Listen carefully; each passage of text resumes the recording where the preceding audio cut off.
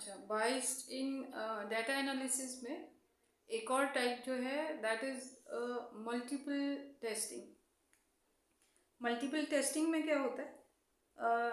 Performing by pairwise comparison, testing multiple end points and performing secondary और सब group analysis.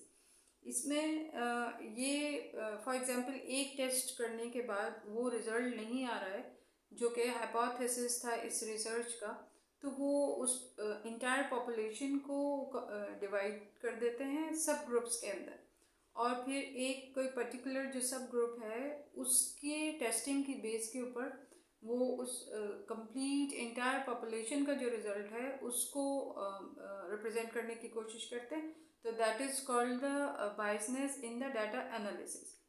एक और जो इसमें टाइप है that is the torturing the data.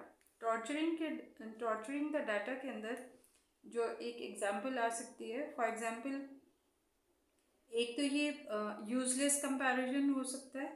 For example CRP was statistically significant in a subgroup of women under 37 with cholesterol concentration greater than the 6.2। तो ये useless वो डाटा है, डाटा को टॉर्चरिंग करके वो रिजल्ट लेने की कोशिश की गई है जो कि ओवरऑल पॉपुलेशन के ऊपर आप कंप्लीटली उसको अप्लाई नहीं कर सकते। तो इस तरह का जो बायसनेस होता है डाटा एनालिसिस के अंदर that is called the torturing the data. Third type जो बायसनेस की हो सकती है डाटा के अंदर that is bias in data interpretation. Interpretation में जो बायसनेस है उसमें फॉर एग्जांपल फर्स्ट टाइम जो है विशफुल थिंकिंग मीन्स जो ऑलरेडी रिसर्चर ने हाइपोथेसिस के अंदर एक माइंड सेट किया हुआ है अपना कि यही रिजल्ट इसमें आना चाहिए, तो उसके वो अपने जो फाइंडिंग्स हैं उसको इस तरह से डिस्कस करता है, means the discussed observe differences and association even if they are not statistically significant. और यूजुअली उसके अंदर जो वर्ड यूज़ किया जाता है वो है border line significance, means exact बात नहीं की हुई है लेकिन उसको इस तरह से इस वर्ड के अंदर इस टर्म के अंदर लाने की कोशिश करते हैं ताकि वो ओरिजिनल हाइपोथेसिस के साथ मैच हो उनका रिजल्ट। तो that is the type of biasness in the data interpretation that is called the wishful thinking. और इसी की एक और टाइप है डाटा इंटरप्रिटेशन के अंदर जो बायसनेस होती है जिसमें ओरिजिनल फाइंडिंग्स जो हैं उसको नेग्लेक्ट कर दिया जाता है। इसमें ओरिजिनल जो वैल्यूज़ हैं उनको एवरेज वैल्यूज से दिखाने की कोशिश करते हैं, और ये भी एक टाइप का बायसनेस है डाटा इंटरप्रिटेशन में।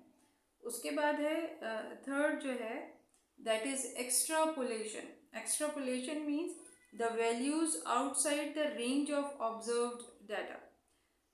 इसमें एक कंक्लूजन जब किया जाता है तो उस वक्त यूजुअली ये टाइप जो है डाटा इंटरप्रिटेशन की उसके अंदर बायसनेस ये आ सकता है जिसमें जो वो वैल्यूज़ हैं drawing conclusions about the values outside the range of observe data, means जो डाटा के अंदर वो वैल्यूज़ नहीं थी लेकिन उसमें वो किसी एक सब पॉपुलेशन के अंदर वो वैल्यू अपीयर हुई है और उसको ओवर जनरलाइज करके पूरी पॉपुलेशन के डाटा के ऊपर वो उसको कंक्लूजन में उसको डिस्कस कर देते हैं।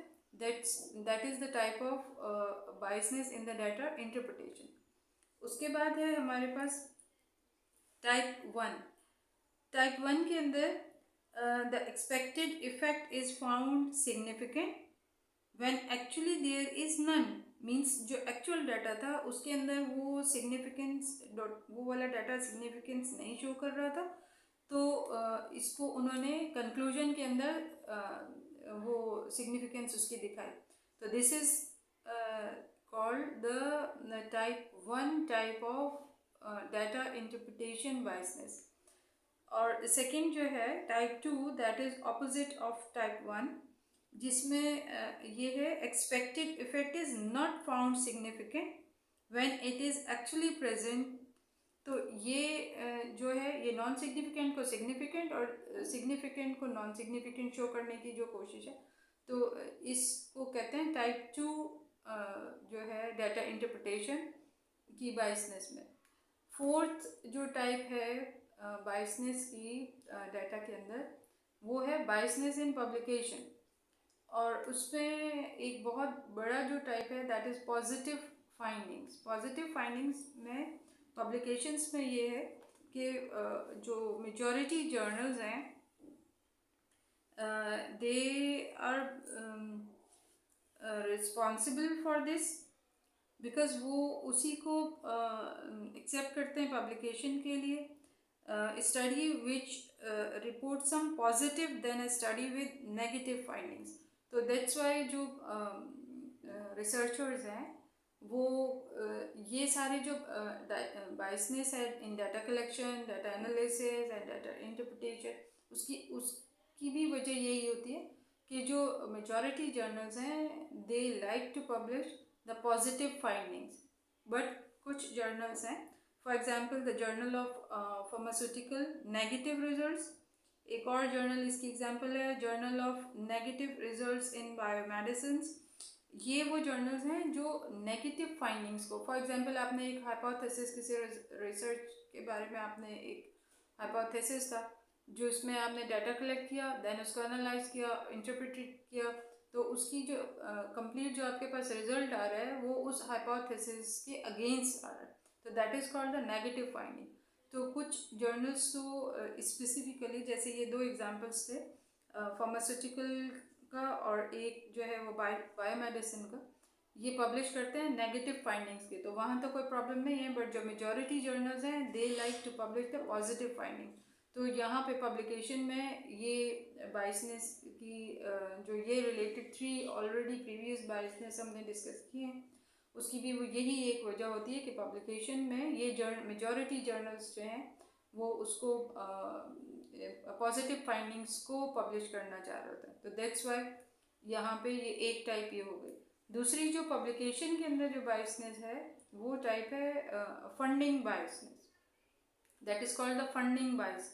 फंडिंग बायस में क्या होता है, फॉर एग्जांपल एक ही जो हमारे पास स्पॉन्सर होता है, स्पॉन्सर कंपनी होती है, वो एक ही टाइप के जो रिजल्ट्स हैं उसके ऊपर फोकस कर रहा होता है। Publication bias is so called funding bias which occur due to the prevailing number of studies funded by the same company related to the same scientific question and supporting the interest of the sponsoring company। तो ये reason होता है जिसकी वजह से, because वो उसी को फंड कर रहे होते हैं जो एक पर्टिकुलर एक ही प्रॉब्लम को, तो दैट्स वाई यहाँ पे ये फंडिंग बायसनेस क्रिएट हो सकती है जो कि पब्लिकेशन की एक टाइप है फंडिंग बायसनेस।